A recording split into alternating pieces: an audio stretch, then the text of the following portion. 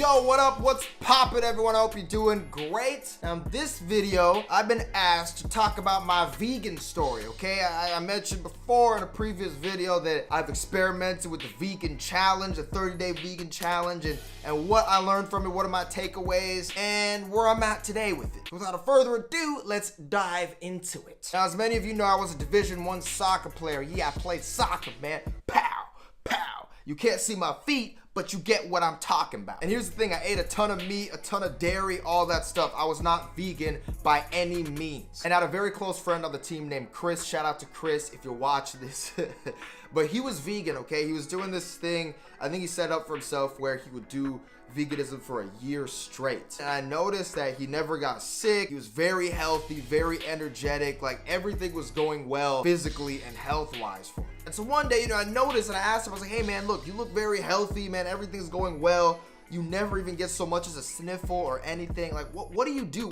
Is there any tips you have? And he was like, well, Josh, I'm vegan. I was like, what? He's like, yeah, I'm vegan. Try it. It works wonders. I was like, all right, well, what's veganism, man? Tell me what veganism is. Basically, you don't eat any meat or anything that comes from an animal or dairy or anything. You just eat plant-based foods. My initial reaction, hell no, absolutely not. And he was just like, all right, man, cool, no worries, man, do your thing, man. And from that point forward, we would joke around about it all the time. We toss jokes back and forth about veganism. Oh, you eat plants and all that stuff, right? And one day he challenged me. He's like, Josh, I bet you couldn't even be vegan if you really wanted to. It takes too much self-discipline. And I was like, excuse me, are you challenging me? Oh, so you don't think I got the self-control for veganism? Oh, all right. This was perfect timing too, because my college was a semester school and we're creeping up to the end of the semester, and at the end of the semester, we get about 30 days, a month off from school before starting again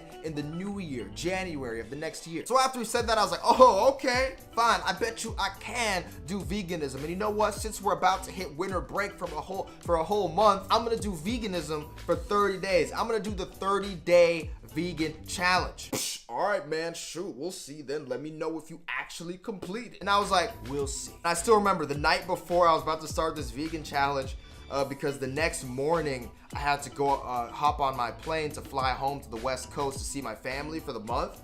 So the night before in my apartment on campus, I ordered a massive large pizza with like pepperoni and sausage and all that stuff, cheese, all that cheese.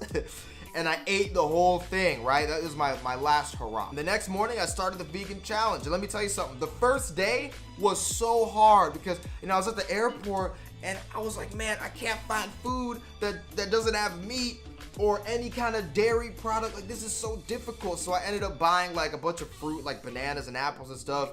Just something I get my hands on to, last me until I made it home. But anyway, I made it home. I told my whole family we're doing the vegan challenge, and I actually got my brother, my younger brother, he's about 15 months younger than me, to do the challenge with me. We thought it'd be cool experience together, and we can help keep each other motivated. We started doing the challenge together. And so let me tell you something. The first week of that challenge, right? Very difficult. And I think that the hardest part about it was that it's like you find yourself craving so many different foods, and some of it is, it's not so much that you're addicted to the food, it's more so like you're telling yourself you can't have it, Like right now, like a random food, like French fries, right? I'm not craving French fries right now. But if I told myself, yo, whatever you do not eat French fries, it makes it more attractive in my mind. And it's like, now I really want French fries. But let me tell you something though, when I decided to do this challenge, I wanted to go all in. And I recommend that for anyone who's considering trying to do this challenge. I went all the way in. I didn't go halfway and halfway out. So like I was only eating good foods. Like if I was snacking, I was eating fruits and vegetables. My meals, very, healthy. Like I would eat like, oatmeal and stuff for breakfast. I'd have like stuff like kale. Kale is a big one. Spinach, carrot, all kinds of different vegetables and things for lunch and dinner and everything like that. Like I said, the first week, very difficult. Second week, still difficult. And guess what? After that 2-week hump, I was coasting, okay? I got into my routine. It was easy. I was used to it now, and to add on to it, I felt amazing. I was feeling so good. Like this 3.5 week mark, I'm like getting 4 hours of sleep at night, and I wake up, I feel like I got 9 hours. I felt amazing. It was fantastic. Like at that time, like my skin and all, like I looked ethereal. Now at the end of this challenge, let me tell you something. At the end of this challenge, I remember like it was the second it hit midnight or something, right? And the 30 days was up. I ordered again a large pizza.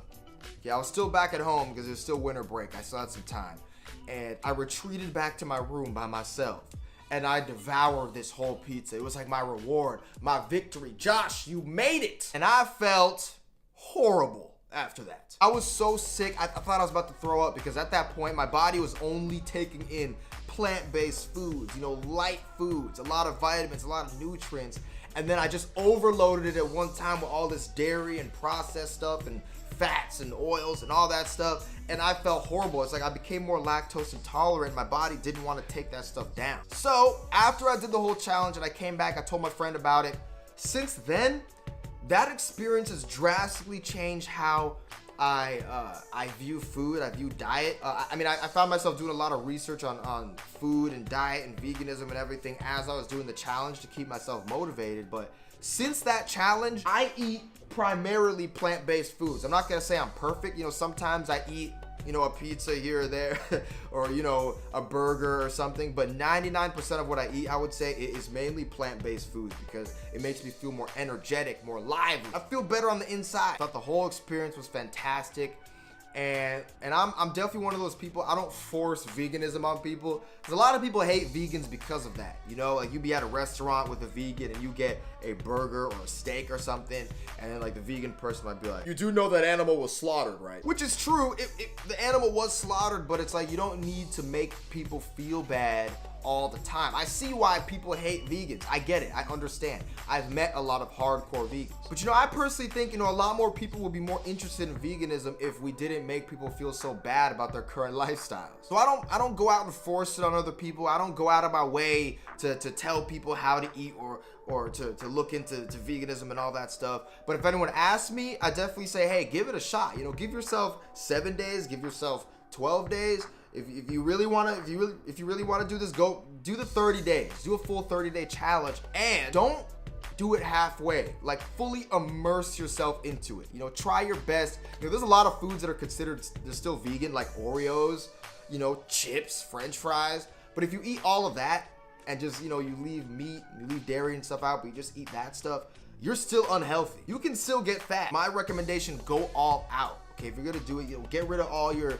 junk food, your trashy foods, and really commit to eating fruits and vegetables and plant-based foods, you know. And I guarantee, if you give this a shot, I guarantee you will feel different and you will look different too. I promise you, you will feel different. You will feel energetic, you'll feel lively, you will feel like a new person. You're gonna feel so good. You're gonna consider keeping it up, or at least to some degree. You know, you might not go all the way vegan, but it's gonna change how you view diet and food and what you put into your body. Woo, man, I said so much so far.